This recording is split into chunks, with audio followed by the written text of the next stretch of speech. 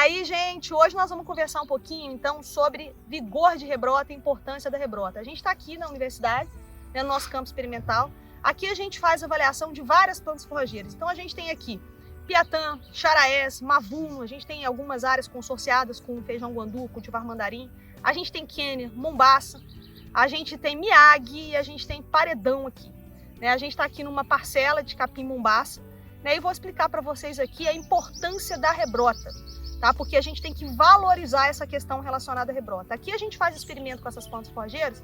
Em uns a gente testa adubação, no outro a gente testa algumas bactérias, em outros experimentos a gente testa a altura de manejo, mas em todos eles a gente faz uma avaliação que a gente chama de vigor de rebrota, porque avaliar o vigor de rebrota é extremamente importante para a gente saber se o manejo que a gente está aplicando está favorecendo a rebrota. Por quê? Porque as nossas plantas forrageiras, elas se desenvolveram nesse processo de coevolução com grandes herbívoros africanos, nós já conversamos sobre isso aqui inúmeras vezes, tá? E nesse processo de coevolução, elas tiveram que aprender a sobreviver a esse processo de retirada das folhas. Então, rebrotar é extremamente importante para que ela consiga se perpetuar. As nossas plantas só são perenes, os nossos pastos só ficam ali 10, 15 anos, porque eles têm capacidade de rebrota. E é interessante a gente avaliar que, por exemplo, na seca, por que a gente tem que diminuir a taxa de lotação? Porque a gente não tem vigor de rebrota. Porque na seca vai faltar água, vai faltar luz em algumas regiões, temperatura. Então a planta tem a sua rebrota extremamente prejudicada porque ela não tem todos os critérios necessários para uma boa rebrota. E aí a gente tem que diminuir a taxa de lotação. Então quando a gente está no período das águas, a gente tem que fazer de tudo para estimular essa rebrota. Então são vários fatores que estão envolvidos na capacidade de rebrota de uma planta forrageira. Tá? Então o que acontece? Quando a planta está na situação de pré-pastejo, começou a chover, tá? Os nossos pastos estão todos bem bonitinhos, com aquelas folhas todas prontas, já antes da gente colocar o gado. Então a planta está absorvendo, ela está pegando essa luz solar que chega e está transformando isso em folha, em come, em raiz, e ela também coloca um pouquinho disso para reserva. Por quê?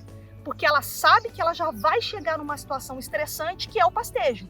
Imagina, será que tem alguma coisa mais estressante para a planta do que o pastejo? A fotossíntese dela, ela absorve folha, absorve luz pela folha, e o gado seleciona a folha. Então você imagina que catástrofe que é para ela. Então ela teve que aprender. Então o que ela faz? Ela reserva. Então, as nossas plantas forrageiras, de forma geral, fazem a reserva na base do colmo, tá? Deixam lá esses compostos de reserva que elas vão usar para rebrotar depois do pastejo. Tá? Ou então elas armazenam nos rizomas. Então os rizomas são aquelas bolinhas que a gente tem, aquelas batatinhas que a gente tem no sistema radicular. E aí eu vou fazer um parênteses para vocês aqui, para explicar que rizoma, gente, não é raiz. Embora ele esteja lá no sistema radicular, ele é um caule subterrâneo e ele serve para armazenamento de água e nutrientes. Tanto que para a gente conseguir acabar com uma planta rizomatosa dá muito trabalho. Por exemplo, a braquiarinha ela é rizomatosa, ela tem pequenos rizomas. Só que essas plantas que são rizomatosas, elas têm uma melhor capacidade de rebrota, tá? Elas rebrotam muito melhor, tá? Justamente por causa desses rizomas que elas têm. Então ela vai lançar a mão desses compostos de reserva que tem para poder se desenvolver. Então o que acontece? Quando a gente mantém o nosso pasto rapado por muito tempo, a gente prejudica consideravelmente essa força da rebrota.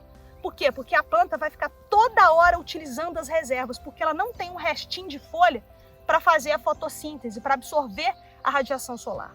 Então, por isso que pastos rapados com muita frequência, são pastos que vão tender mais à degradação, porque a gente prejudica o vigor de rebrota, porque a gente exaure todas as reservas da planta.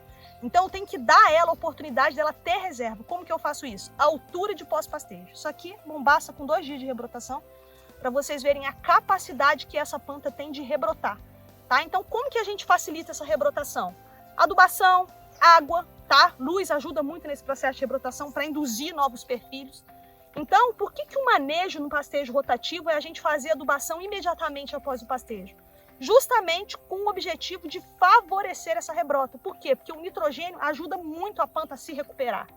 Então, quando você faz essa adubação logo após o pastejo, a planta nem vai precisar, às vezes, lançar a mão dessas reservas. A reserva fica ali guardadinha para um outro momento de maior estresse, como, por exemplo, lá perto da seca, que vai demorar mais para essa rebrota, porque começa a faltar mais água, começa a faltar mais luz, tá? Então, a planta com nitrogênio, ela tem esse potencial de rebrota dela muito maior, tá? Então, qual é a ideia aqui? é a gente sempre trabalhar com uma altura de resíduo que permita que a gente deixe um poder maior de rebrotação. Então, qual é a dica de hoje?